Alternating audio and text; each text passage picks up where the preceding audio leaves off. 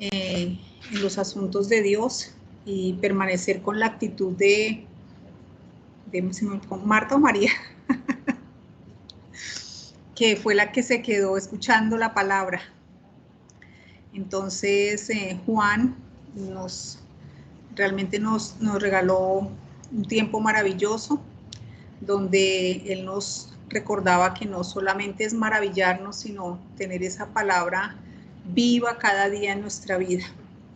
Entonces, yendo en esta misma línea, hemos dado un paso gigante con respecto al entendimiento del andar espiritual.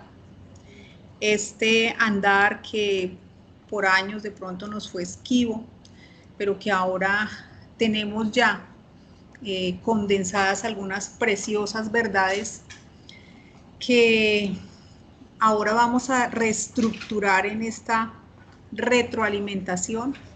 La idea es que cada uno de nosotros recuerde, refuerce, pregunte, porque hoy terminamos esta parte y nos lanzamos, digamos, nos catapuntamos a trabajar fundamentados en este tema, el andar espiritual, ya viéndolo a la luz de el espíritu, es decir, ya lo vamos a ver en sus tres funciones. Hasta aquí estamos mirando distintos aspectos, pero ya esto nos sirve de base para ver el andar espiritual en la conciencia, en la intuición y en la comunión, que son las tres funciones que nos dejó nuestro Padre ahí en el espíritu. Bien, entonces, retomar cómo fue este proceso de llegar a entender el andar espiritual. Tomamos un primer punto y es el aspecto de negarse a sí mismo. Para tener un andar espiritual, Dios ha tenido a bien mostrarnos esta maravillosa verdad, y es que debemos negarnos a nosotros mismos, tomar la cruz, como el Señor Jesucristo lo dijo en 4 oportunidades, y esto es porque la vida de alma tiene varias manifestaciones, tiene muchos aspectos fuertes.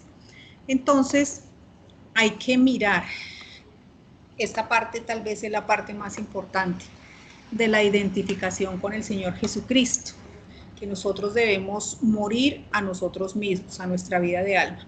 Y el primer aspecto que se trabajó fue acerca de la cruz y el fruto. Entonces, algo maravilloso de entender que el Señor Jesucristo nos explica en Juan 12:24. De cierto os digo que si el grano de trigo no cae en la tierra y muere, queda solo, pero si muere, lleva mucho fruto.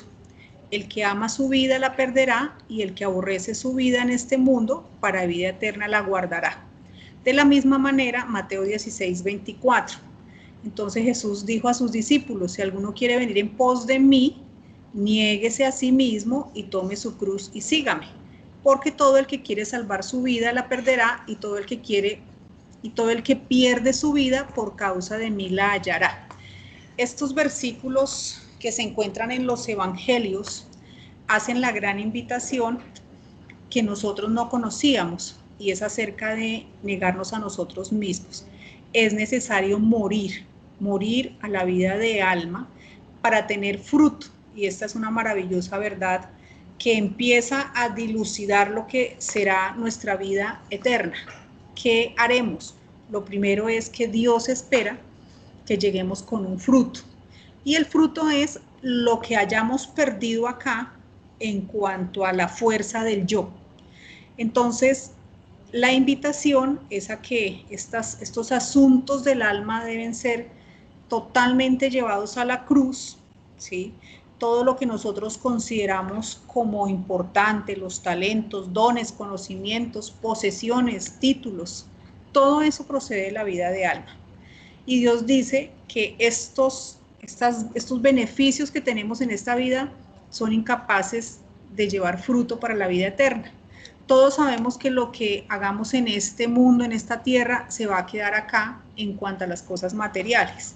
Por más de que a los faraones los enterraban con inclusive sus esposas, sus posesiones, joyas, eso no trascendió. Entonces, lo que va a trascender es el fruto, que es morir, negarnos a nosotros mismos y hacer la voluntad de Dios. Ese fue un primer aspecto. La cruz y los sufrimientos del alma. Tomábamos un trozo de la escritura y veíamos cómo en algún momento Jesucristo les comenta a sus discípulos que él tenía que padecer, morir y resucitar, como dice Mateo 16:1. Entonces Pedro lo toma aparte y empieza a decirle, no, Señor, ten compasión de ti, en ninguna manera, ¿sí? Esto para mostrar que parte de nuestra manifestación de la vida de alma son los sufrimientos. Tenemos el dolor, tenemos las penas, todas estas cosas que están en nuestra vida. Sin embargo, Dios dice que es necesario que depositemos su vida en nosotros y conduzcamos todos estos sentimientos de angustia, ¿sí?, anímicos a la muerte, para que cuando la vida de alma resucite, lleve fruto por la eternidad. Inclusive, si uno le lleva a Dios ese sufrimiento, ese dolor y esa angustia, el hombre debe aferrarse a la idea de poner sus pensamientos en los asuntos de Dios. Por supuesto que hay cosas que nos hacen flaquear, que nos doblegan en la vida de alma, pero Dios dice que llevemos esos asuntos a la cruz, ¿sí? Entonces, la idea de colocar nuestros asuntos en Dios es hacer la voluntad del Padre, aún si es el sufrimiento. Como bien lo decía ahorita Aura María en lo que nos comentaba, hay cosas muy grandes para nuestras fuerzas, que solamente Dios sabe por qué y entiende por qué. Sin embargo, nuestra actitud es considerarlas, así como lo hacía María, considerar en nuestro corazón y sin embargo llevarlas a la cruz, ¿sí? Bien, otra manifestación que hay que negarnos, que vimos, fue acerca del pasado, acerca de los bienes materiales, y el Señor Jesucristo lo retrata con la esposa de la mujer de Lot, en Lucas 17:32, porque ella voltea a mirar, mostrando que a pesar de que Dios le estaba mostrando un nuevo camino, a pesar de toda esta situación, ella atrás dejaba algo que le interesaba. Nosotros hoy hemos dejado muchas cosas del mundo, hemos renunciado a varias cosas del mundo, pero si aún en lo profundo nosotros seguimos deseando esas cosas, significa que no hemos llevado totalmente esto a la cruz. Por supuesto que todo esto es un proceso. Hasta ahora estamos conociendo y llevando esa vida de alma en cuanto a las posesiones, al pasado, estamos tratando de dejarlas atrás. Entonces, es para mostrarnos el Señor Jesucristo que todas estas cosas son necesarias tomarlas y llevarlas a la cruz. Otro aspecto que se vio fue acerca de los afectos. Dice Mateo 10:37, el que ama a padre o madre más que a mí, no es digno de mí. El que ama a hijo o a hija más que a mí, no es digno de mí. Y el que no toma su cruz y sigue en pos de mí, no es digno de mí. El que haya su vida la perderá, y el que pierde su vida por causa de mí la hallará. Entonces, ¿cuál es la razón por la cual Dios espera que también llevemos los afectos a la cruz? Es porque el amor natural se origina en la vida de alma. Hubo un detalle, bueno, ese detalle que Juan nos comentó acerca de el tipo de tela que utilizaban los sacerdotes para poder entrar al tabernáculo. Recuerdan que él decía que era de lino, y la razón era porque el lino absorbía el sudor. Entonces, uno puede, pues en ese comentario uno dice, pero ¿cómo así? O sea, Dios no quiere absolutamente nada que provenga de esa vida muerta, de ese viejo hombre, por el cual Él entregó su Hijo, ¿sí? Entonces es algo para que uno considere que Él nos está pidiendo que todas estas cosas las llevemos a la cruz. De esto aprendimos que no se trata de que ahora uno viva sin sentimientos, se vuelva, no, se trata de que el amor lo lleve a la cruz, el natural, y Dios, ¿sí?, se encargará de enseñarnos a amar con su amor. Con el amor de Dios yo puedo amar a mis hermanos, a mi esposo, a mis hijos, con el amor de Dios, que es diferente a amarlos con mi amor natural. El amor de Dios permitirá que todas las cosas caigan en orden, porque Dios, Él tiene su perfección, y si Él dice que hay que amar de esa manera, hay que hacerlo. ¿Por qué? Porque Él es el dueño y el que diseñó todas las cosas. Cuando Dios dice deje atrás su pasado, es porque Él sabe que hay que ir, entregarle todas esas cosas que nos hicieron daño, que no supimos manejar, malas decisiones, porque Él requiere y desea de nosotros una vida nueva, donde coloquemos la mirada en Él, y solamente así Él nos va a llevar, no tenemos que hacer nada más. Entonces, esta parte fue muy bella de entender cómo un paso para el andar espiritual es negarnos a nosotros mismos, a esa fuerza del yo. Bien, un segundo aspecto que tuvimos en este andar espiritual, además de negarnos a nosotros mismos, es que debe haber una separación entre el espíritu y el alma, y debe ser como experiencia. Este tema también fue un tema bastante, digamos, nos llevó a una confrontación, nos estremeció, nos sacudió. ¿Por qué? Porque muchos de nosotros no sabíamos que estábamos mezclados, no teníamos ni idea que en el momento en que hacíamos las cosas, las hacíamos por la vida de alma, y siempre pensábamos que era, bueno, ni siquiera sabíamos la diferencia, lo hablo en forma personal. Entonces, les voy a dar un ejemplo que también vamos a trabajar más adelante. Cuando uno ora, sencillamente uno ora, pero ahora hay que entender que mi oración nace en el espíritu. ¿Por qué? Porque no puede nacer en la vida de alma.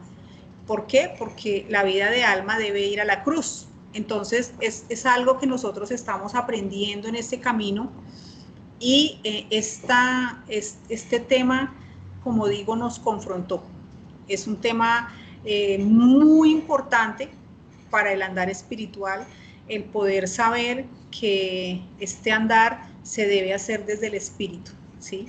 Y por eso dice acá la confrontación. ¿Por qué? Porque justamente cuando la vida de alma pierde su preeminencia, ella misma nos conoce y toma una actitud, de resistencia.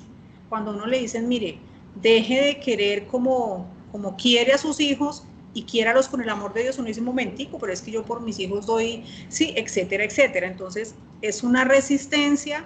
La misma vida de alma tiene autocompasión, amor propio, temor al sufrimiento. ¿Cómo así?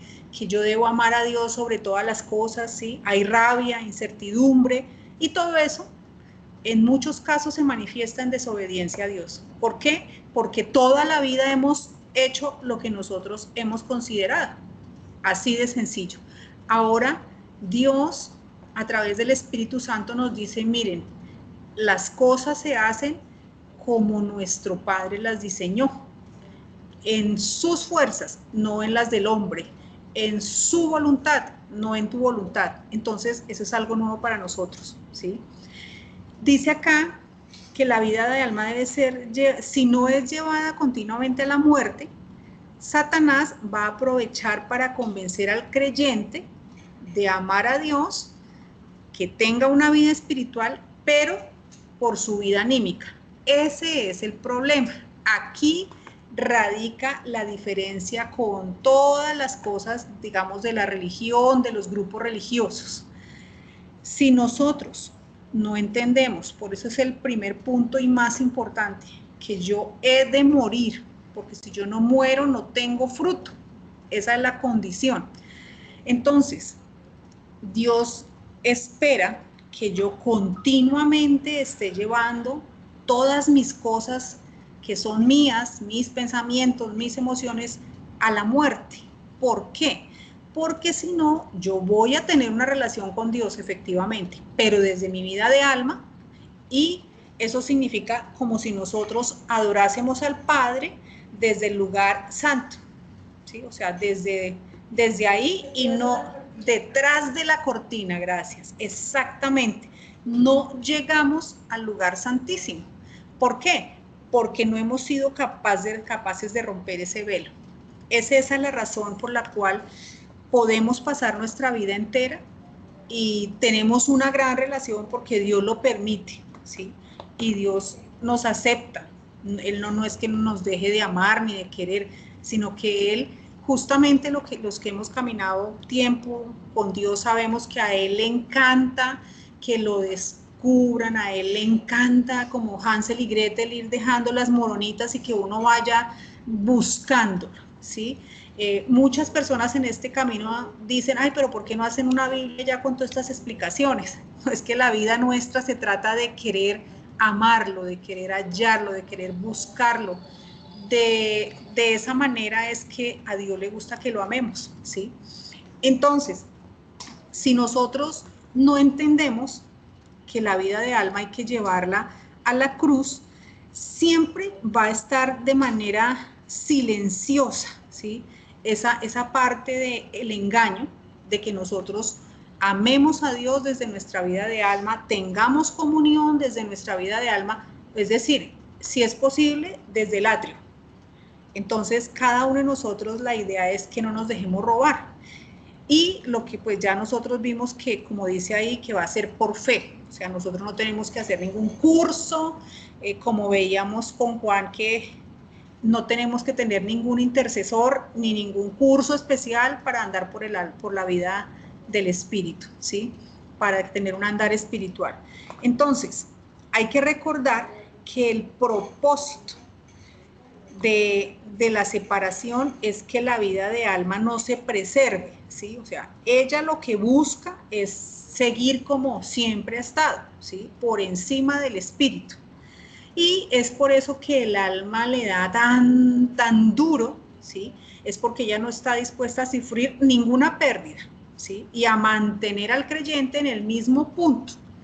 Por eso nosotros hemos estado muchas veces y hemos tal vez conocido personas que espiritualmente llevan 10, 20, 30 años y muchas veces o sea, no las ve uno que progresar espiritualmente. Y nosotros mismos también.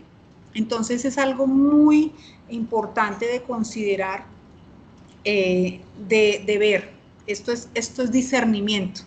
Dice, las buenas obras de la carne están cimentadas en la confianza que se tiene en uno mismo. Ahí está resumido todo. O sea, Juan nos lo explicaba también a través del ejemplo de Caín y Abel. O sea, Caín, él no dudó en llevarle la obra de sus manos, ¿sí? O sea, en darle el fruto de la tierra. Y de ahí en adelante el hombre, por esa naturaleza caída precisamente, siempre espera llevarle a Dios el fruto de la obra. Entonces nosotros tenemos que tener mucho cuidado con eso, porque lo que nosotros tenemos es en Cristo, lo que hizo Abel. Abel le llevó la ofrenda, el carnero. Ahí empieza la división de la humanidad y nosotros no somos la excepción. Nosotros tenemos la posibilidad de presentar nuestra vida desde el alma, nuestra vida espiritual, o presentarla desde el espíritu. Ya lo entendimos, ¿sí? Entonces, amar a los amados por la vida de alma, dar nuestra buena opinión, amar a Dios por lo que nos han enseñado. Pero Dios nos invita a dejar de cuestionar cómo se dejará de hacer esto o lo otro.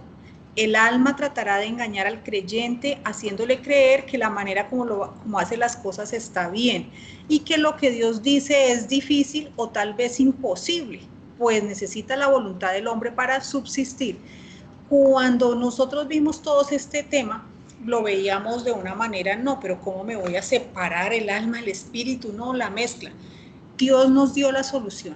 sencillamente es por medio de la fe. Yo no tengo que entender cómo funciona la ley de la gravedad. Yo solamente sé que a mí cuando se me cae algo va para el suelo. Nunca he visto que un esfero coja para lo alto. Ya, no entiendo por qué, no sé qué vale 9,8 metros por segundo, no entiendo. Para los asuntos de Dios es igual. Yo solamente sé que Dios por la fe hará esa división y que si yo lo creo, así es, ¿sí? Entonces, siempre la vida de alma nos va a confrontar, nos va a poner contra la espada, ya contra la pared, y nos va a decir, pero ¿cómo vas a dejar de hacer esto que siempre has hecho? Sí, pero ahora entendemos que hay que llevar todas esas cosas a la cruz y sencillamente tener fe. Eso es lo que dice Hebreos 11, es pues la creencia, la certeza de lo que se espera, la convicción de lo que no se ve.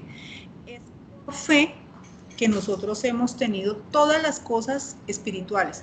Nosotros entramos en el mundo espiritual por fe, nos mantenemos en nuestra vida espiritual por fe y así va a ser. La separación es por fe, el andar espiritual es por fe, etcétera, etcétera. Entonces, ¿qué es una vida de fe?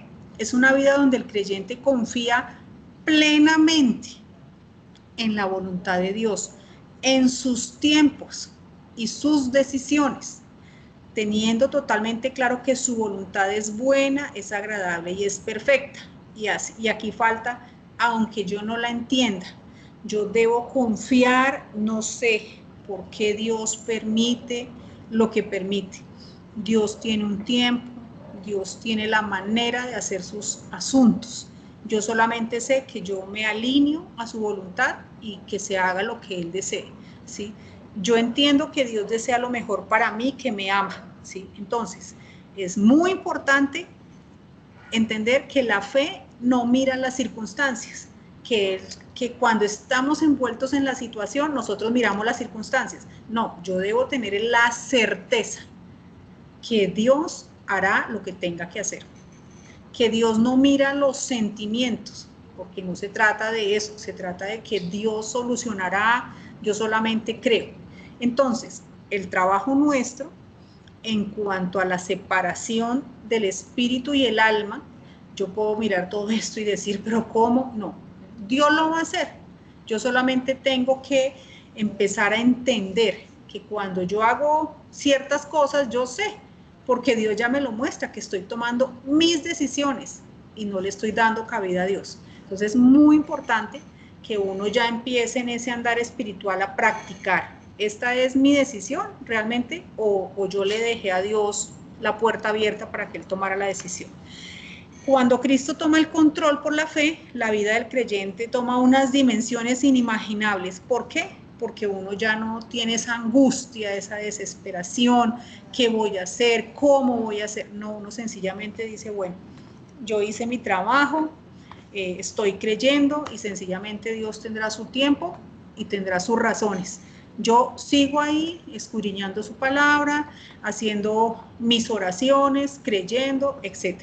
Entonces, esa debe ser la actitud.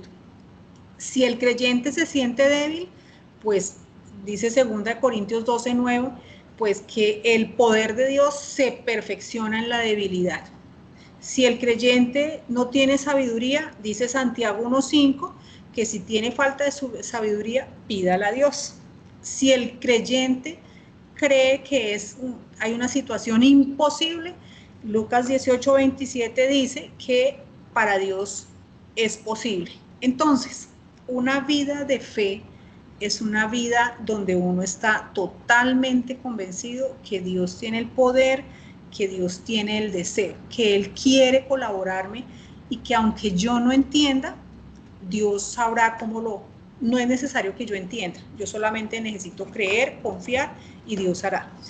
Entonces, algo más que nos muestra que la separación entre el alma y el espíritu no es del hombre, sino es de Dios, es el hecho que el velo que dividía el templo, cuando Jesucristo murió, el velo lo rasgó en dos, de arriba a abajo lo hizo Dios.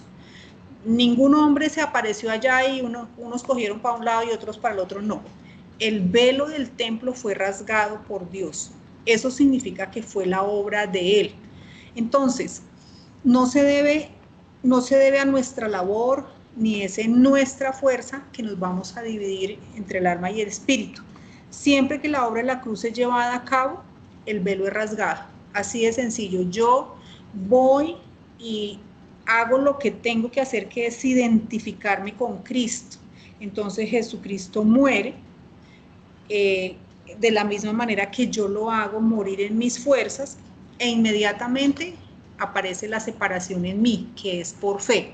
Entonces, para cada creyente, el velo rasgado para cada creyente, es decir, Dios es el que lleva a cabo la separación del creyente por la fe. Esto me encantó, es algo maravilloso. ¿Qué quiere Dios? Que yo lo sepa. Yo sabiendo, ya ahora puedo entender que ya no tengo solamente algo en que trabajar. Antes, cuando nosotros no sabíamos acerca de la mezcla entre el espíritu y el alma, nos preocupábamos de tener un andar digno, obediente, de no robar, no mentir, no injuriar, que eran cosas, sí, o sea, uno decía, no, cuidarse como del mal. Ahora, no solamente debo cuidarme de eso, sino de mí mismo, de esa lucha interna que tengo de no tomar mis propias decisiones en mi propia voluntad, sino hacerlo en las fuerzas de Dios y con la voluntad de Dios. Entonces, este segundo aspecto maravilloso, separar el espíritu del alma no significa que deban ir en direcciones opuestas, eso también lo vimos. No se trata de que ahora el espíritu coge para un lado y el alma para otro, no. Se trata de alinear el alma con el espíritu, que el alma le sirva al espíritu, que es el que está gobernando, puesto que si miramos el tabernáculo, la luz, ¿sí?, que salía del lugar santísimo irradia tanto al lugar santo como al atrio, ¿sí? De la misma manera, no se trata de que ahora el alma esté opuesta, no, se trata de que el alma, como Dios la diseñó para que fuera la mediadora, no la que gobernara, sino la mediadora entre el espíritu y el cuerpo.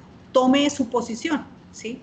Entonces, si la cruz hizo una obra suficientemente profunda, el lugar santísimo y el lugar santo serán uno solo. Entonces, la luz se va a irradiar de adentro hacia afuera y no va a tener problema. Entonces, fíjense estos dos aspectos maravillosos que de manera personal lo digo, yo no sabía. Uno, que el andar espiritual necesita negarse, cada uno se debe negar a sí mismo llevando las cosas a la cruz. Segundo aspecto, requiere que haya una separación entre el espíritu y el alma como experiencia, ya no que yo sepa, sino que yo lo viva. ¿Cómo sé? Porque yo lo creo. Yo sé que Dios rasgará el velo, ¿sí?, en la medida en que yo vaya haciendo la obra de dejarle a Él las cosas, mis asuntos. Bien, un tercer aspecto de no solamente vimos cómo la separación requiere la fe, sino además el Espíritu Santo enseña cómo dividir el alma del espíritu en la experiencia. Ya lo vimos espiritualmente. Espiritualmente es por fe, ¿cierto? Y es y Dios lo hace. O sea, nosotros ahí no tenemos es que creer. Pero ahora, en la experiencia, en mi vida, ¿cómo se va a llevar a cabo esa separación? Lo dice Hebreos 4:12. Porque la palabra de Dios es viva y eficaz y más cortante que toda espada de dos filos, y penetra hasta partir el alma y el espíritu, las coyunturas y los tuétanos, y discierne los pensamientos y las intenciones del corazón. Bien, este versículo que finalmente yo pude encajar, porque es un versículo hermoso, pero ahora sí ya entiendo su profundidad, se refiere a la manera cómo se hacían los sacrificios, ¿sí?, en el Antiguo Testamento, cómo el animal que iba a ser sacrificado se colocaba sobre el altar, de la misma manera que nosotros hoy, ¿sí?, nos colocamos en la cruz, ¿sí? El altar de sacrificio es equivalente a la cruz, en el Nuevo Testamento, el lugar donde se ofrece el sacrificio. Entonces, este versículo encaja en la obra del Señor Jesucristo como sumo sacerdote.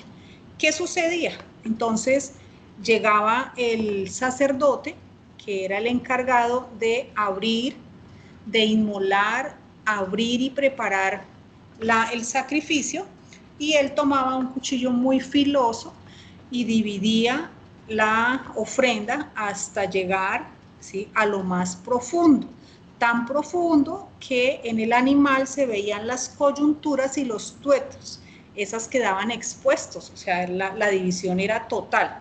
Y luego, entonces, ofrendaban y luego era quemado.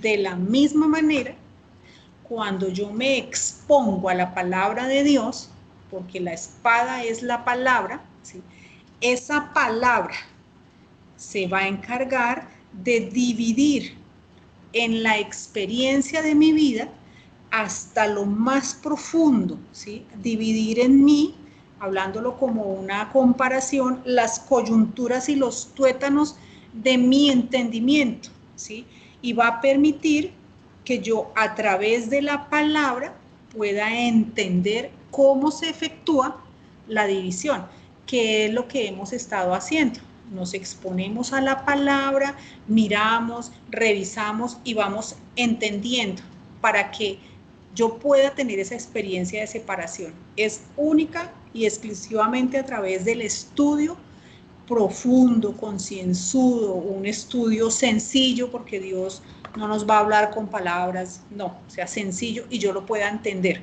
Entonces, muy importante, el Espíritu nos enseña que es a través de la palabra de Dios que logramos poder dividirnos entre el espíritu y el alma, ¿sí?, de la misma manera que ese carnero era sacrificado y se exponía hasta la parte más profunda. Entonces, la palabra de Dios no solo separa el alma del espíritu, sino que además parte del alma misma, ¿sí? O sea, toma el alma y la parte para que la vida de Dios llegue y libere, o sea, el espíritu quede liberado. ¿Por qué? Porque recordemos que es como si la vida de alma se hubiese colocado alrededor del espíritu y lo opacó, lo apagó. Entonces, cuando llega la palabra de Dios como espada, dividiendo en mi entendimiento, parte no solamente hasta llegar a lo más profundo, sino la misma vida de alma para que quede libre el espíritu y el espíritu pueda irradiarse, liberarse de ese cautiverio. La palabra de Dios es viva, no lo debemos olvidar, es espiritual, tiene poder y es eficaz. O sea, la palabra de Dios no se va a quedar muerta.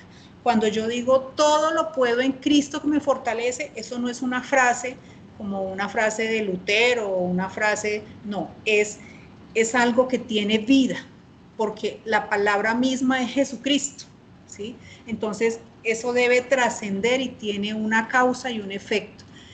Por eso es que Dios nos pone su palabra, que es la espada de dos filos, que va a penetrar, ¿sí?, en mis pensamientos para que yo logre desde ahí poder liberar mi espíritu. La palabra de Dios ahora opera como una espada aguda dentro nuestro, mediante el espíritu, a fin de distinguir entre el espíritu y el alma, para que la morada del Dios Altísimo quede totalmente separada de sentimientos, de todas estas cosas. La palabra de Dios es el alimento que mantiene al creyente fortalecido, con entendimiento, convicción, con paz, gozo, ¿sí? Todas estas cosas las necesitamos para cuando lleguen los momentos de dificultad, ¿sí? Cuando estamos en paz y con consuelo y tenemos todas las cosas, pues no ve tan eficaz la palabra. Pero en los momentos difíciles es lo que hay en mí. Y Dios se manifiesta a través de toda esa palabra que yo tengo en mi cabeza, que he trabajado, etcétera, etcétera. Entonces, esa palabra nos va a permitir permanecer y es la manera en que Dios nos permite separarnos entre el alma y el espíritu Y ahí hay unos versículos, Proverbios 3:5, fíate de Jehová de todo tu corazón, Proverbios 4:20, hijo mío, está atento a mis palabras, no se aparten de tus ojos, guárdalas en medio de tu corazón, porque son vida a las que las hallan, y medicina a todo tu cuerpo.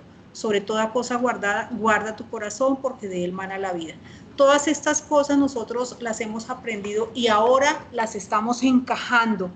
La palabra de Dios como espada de dos filos nos permite en la experiencia. Cada vez que yo voy a la lectura de la palabra de Dios, Dios me va separando el alma del espíritu. ¿Por qué? Por fe y por el entendimiento. Entonces ya puedo ir teniendo ese discernimiento. Bien. Al vivir según el espíritu es crucial escudriñar y comprobar las escrituras. Entonces, no hemos de quedarnos únicamente en mirar, hay que ir a la profundidad, porque las cosas, las perlas de Dios, los diamantes están siempre en la profundidad. Entonces, no es solamente estudiar la palabra, sino hacer pequeños estudios de escudriñar, de ir allá. ¿Por qué? Porque la misma palabra dice que cuando se escudriña la escritura, uno debe estar tranquilo que las cosas son así, como se las están diciendo a uno, ¿sí? Y muy importante, yo no voy a tener un andar espiritual si yo no tengo conocimiento espiritual, ¿sí? Es apenas lógico. Yo, si tengo un conocimiento espiritual, pues obvio que voy a poder tener un andar espiritual, pero si yo no tengo nada de palabra, pues va a ser un andar muy raquítico, digámoslo, porque no hay palabra a la cual aferrarme.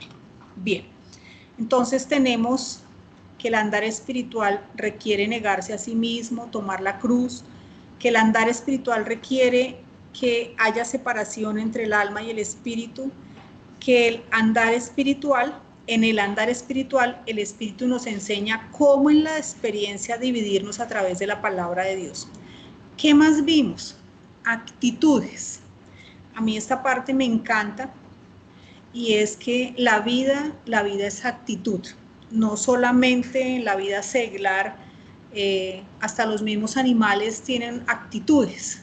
La actitud en la vida del mundo cotidianamente es la que muestra hasta dónde podría llegar una persona. Y lo digo en el caso de nosotros los docentes, que vemos a veces la actitud de los estudiantes y uno dice, no. Y hay otros que uno dice, no, él va a llegar muy lejos por su actitud, porque es un estudiante acomedido, es un estudiante que va, pregunta, viene, aunque no entienda, siempre su actitud es buena. Aquí en el andar espiritual no es diferente, o sea, nuestra actitud va a determinar también hasta dónde vamos a llegar en este andar espiritual, ¿sí? ¿Y por qué? Porque la actitud envuelve todo. Vamos a ver algunos aspectos. El primer aspecto, pues ya lo vimos, es la voluntad, ¿sí? Y ahí veíamos que hay varios usos de la palabra voluntad, yo tomé dos, y hay un quisiera, anhelo. Bueno, quisiera tener un andar espiritual, yo desearía, ¿sí?, andar espiritualmente. Esa es mi voluntad. O hay otra forma, es que estoy determinado a andar espiritualmente. Cada uno lo determina. ¿En qué se sustenta? En su actitud, como lo vean, como lo vayan a hacer. Sencillamente, el Espíritu Santo trabaja con nuestra voluntad. Si nosotros queremos ir despacio, Él va despacio. Si queremos ir rápido, si queremos la superficialidad o la profundidad, el Espíritu Santo sencillamente va a trabajar con esa voluntad. Entonces, es muy importante que en el andar espiritual yo tenga una actitud de un andar espiritual. Es muy importante. Cada quien decide. ¿Qué más?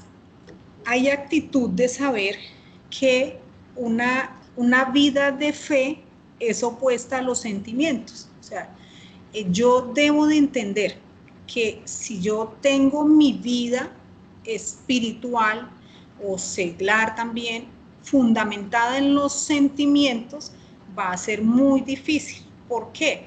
Porque yo todo lo voy a ver de esa manera, ¿sí? Guiado por mis emociones, por mis sentimientos, Y esto es algo muy, necesitamos trabajar, porque entonces uno se vuelve lo que la palabra denomina un creyente anímico, ¿sí? Entonces yo estoy bien cuando todo está bien y estoy muy mal cuando las cosas salen mal.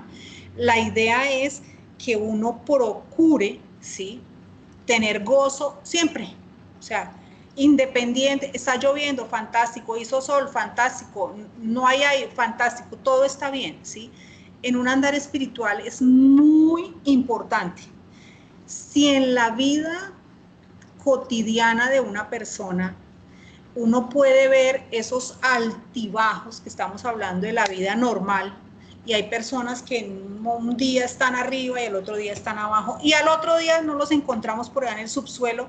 Esos picos no deben ser ni siquiera en la vida cotidiana seglar. ¿Por qué?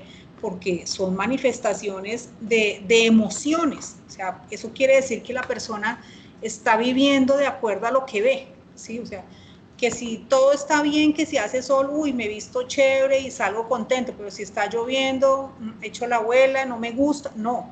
Entonces, de la misma manera en la vida espiritual, yo debo saber que a mí los sentimientos ni las emociones me deben manejar. Lo que debe haber en mí es sencillamente una fe, una tranquilidad, un deseo y gozo solo porque yo tengo a Dios. O sea, ahí ya, paro de contar. Yo tengo a Dios, mejor dicho, ¿qué me puede faltar? Nada, no me sobra nada, lo tengo todo, absolutamente todo. Entonces, mi felicidad no depende de las circunstancias ni de nada. Mi gozo, que el gozo es el espiritual, no depende de nada. Entonces, cuando yo creo, realmente no, mis sentimientos no tienen nada que ver con la creencia. Pero si yo pongo por encima los sentimientos, no va a haber un andar espiritual que aguante. ¿Por qué? Porque siempre voy a estar pendiente del clima, de cómo amaneció la economía, bueno, de todas estas cosas. Entonces, muy importante, la actitud es voluntad, es saber que yo ya tengo a Dios y con Dios lo tengo todo, no me falta nada, absolutamente nada. Bueno, ya me quedan estos dos aquí. ¿Qué más? Tener la actitud de estar convencido, o sea, aquí no hay sombra de duda que Dios ya me libró completamente de esa vieja naturaleza, como lo vimos en la palabra, que lo relacionan con un cadáver putrefacto, ¿sí? Esa vieja naturaleza que heredé de Adán, que está viciada conforme a deseos engañosos, Dios la quitó de mí. O sea, yo sé que está ahí, obviamente, pero yo en mi andar espiritual, mejor dicho, la obvio, no la miro, no. ¿Por qué? Porque Dios ya me la quitó, ¿sí? Dios dice que ya fue crucificada. Y si yo me empeño en traerla y tenerla, pues ese es mi privilegio. Dios ya me la quitó de encima, yo vivo mi vida haciéndole caso a Dios. Ya, esa es mi actitud, o así lo debo ver. Ya. ¿Por qué? Porque si yo vivo pendiente de ese cadáver putrefacto, pues voy a vivir siempre triste, bueno, etcétera, etcétera. Pero si yo pongo mis pensamientos en Dios, voy a tener gozo y paz. Por último, el creyente que se ha quebrantado. Recordemos que es una parte muy importante que nosotros andemos con esa actitud de humildad delante de nuestro Padre. No es de humillación, es de entender que sus pensamientos y sus caminos son mucho más altos que lo que yo me podría imaginar de los míos. Así de sencillo. Que por esa vida de alma jamás voy a agradar a Dios. Imagínense, no quieren ni una gota de mi sudor, nada, nada, absolutamente nada. Entonces se debe tener un corazón tal que permita al Espíritu Santo exponer todas estas vilezas de la vida anímica. Por eso yo estoy quebrantado, porque yo confío, sé que Dios tiene la razón, que aunque lo mío parezca muy lógico, parezca muy, muy bueno a nivel de los sentimientos, proviene de la vida de alma. Entonces, para Dios no representa. Entonces, todas estas cosas sumadas van a hacer que yo tenga una vida de alma como Dios espera, digna de un hijo de Dios. Bueno, vamos a dejar aquí por esta noche. Nos faltaron algunos aspectos, pero pues espero que hayamos podido repasar algo, retener. Bueno, entonces si alguien tiene alguna pregunta, con mucho gusto. Gracias. ¿Algo que quiera añadir?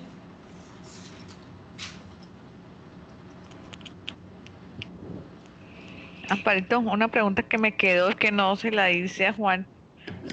Sí, señora, con mucho gusto. Dime. Pues cuando él hablaba, bueno, de la armadura, y que pues eran 6 elementos, Sí, señora. y que sería, yo me imaginaba que el séptimo es nuestro cuerpo, porque la armadura es como algo que nos cubre, ¿no? Con diferentes elementos, la justicia, la fe, la palabra, pero el que lleva la armadura somos nosotros. Entonces, Sí, cuando tú nos hablas o sea, porque pues la armadura quedaría ahí si no hay una persona que se la coloque. Y sí, para colocarnos esa armadura, pues tenemos que tener pues esa actitud que, pues yo tomando aquí atenta nota, que él nos hacía referencia a que pues no solamente es esa voluntad, tener esa como determinación, y nos resaltaba 2 palabras que era pues la humildad y la macedumbre, ¿no? Que la sí, humildad, pues como tú nos explicas, es saber que los pensamientos de Dios son más altos que los míos, y la mansedumbre es no tener ese conflicto interno que a veces nosotros, y ese conflicto interno yo lo veo resumido en lo que tú nos dices, que a veces somos muy emocionales. Cuando somos muy emocionales es que mantenemos conflictos internos. Entonces, cuando nosotros ya tenemos esa mansedumbre, o sea, no nos guían nuestras emociones. sí. Bueno, no sé si me hice entender. Bueno, no sé, pues igual Natilla, yo la verdad no he estudiado lo de los 6 aspectos, pero pues yo tengo claro que 6 es el número del hombre. O sea, 6 es el número del hombre, 7 es perfección. Entonces me imagino, no sé, por lo que sé del 6, es que por eso nos dejaron solo 6 elementos, o sea, haciendo la comparación con los números, o sea, el significado realmente sí es muy importante a nivel de la palabra. Siempre el significado de cada uno de los números. Entonces no podría decirte que hay un séptimo elemento. No, pues si Dios dice que son 6, Él lo dejó porque es el número del hombre, pienso yo. Eh, con respecto a la otra pregunta, entonces no sé cuál es. La de humildad y mansedumbre. Ah, no, pues yo pensaría que pues 7 hacía referencia a la persona que tiene puesta la armadura, porque son 6 elementos, y la armadura sin esa persona que tenga la actitud adecuada, pues queda como un elemento, como elementos más, pero no pueden ejecutarse. Pero ¿qué es una armadura si no está el que la tiene que vestir? Sí, no, pero ahí sí son atillas. Es decir, yo sé que cada número tiene un porqué. O sea, Dios, si hubiese querido Dios que fueran 7, Él hubiera dejado 7 elementos diciendo que incluido el hombre. Pero entonces yo lo que sé es que habría que sentarse a mirar por qué 6. Sí, o sea, eso debe tener, no podemos, digamos, en este caso añadirle que eran 7 con el hombre porque no, la palabra no dice eso. Es, por ejemplo, como el número 40. 40 es prueba, ¿sí? O sea, 40 años, en 40 años, 400 años y todos sus derivados siempre se han visto que son números de prueba. Entonces, eso significa algo a nivel de la palabra. No le puedo cambiar esa connotación de que no es 41, ¿sí o si él hubiera dejado 39, yo no le puedo decir que es 40. Entonces, no sé, yo podría decir que si Dios dijo que eran 6 elementos, eso tiene que estudiarse por qué no dejó, por qué no 7 sino 6. No sé si me entiendes, no tengo la respuesta, ¿Puedo pero decir algo? claro, citas. Bueno, yo pensaría que esos elementos que Dios nos dejó en la armadura es como para es como espiritual. Para mí yo lo veo es como algo espiritual, ¿sí? Entonces, el séptimo, el cuerpo, ¿sí? Porque hemos estado mirando cosas sobre el cuerpo, que se corrompe, el cuerpo va a desaparecer, ¿sí? Vuelve a la tierra como elementos, como ser formados por elementos de la tierra. Y yo pensaría que la armadura de Dios va más a lo espiritual. Entonces yo no tomaría el cuerpo como un elemento que hiciera parte de esa armadura, porque es vestirse de Cristo, es vestirse en lo espiritual, no en el cuerpo. Pensaría yo, pues es lo que Sí, dice eso. ¿No? bueno, válido también. Por eso te digo, es que digamos, yo pues no ni lo considero porque Dios sabe por qué dice 6. 6 es el número del hombre y fueron 6. Y bueno, no, sí tiene razón, digamos, el cuerpo sería, no estaría ahí porque sí es una armadura espiritual, efectivamente, sí señora. Gracias, Alfredito. Gracias, Nusita. Bueno, ¿alguien más desea preguntar, saber o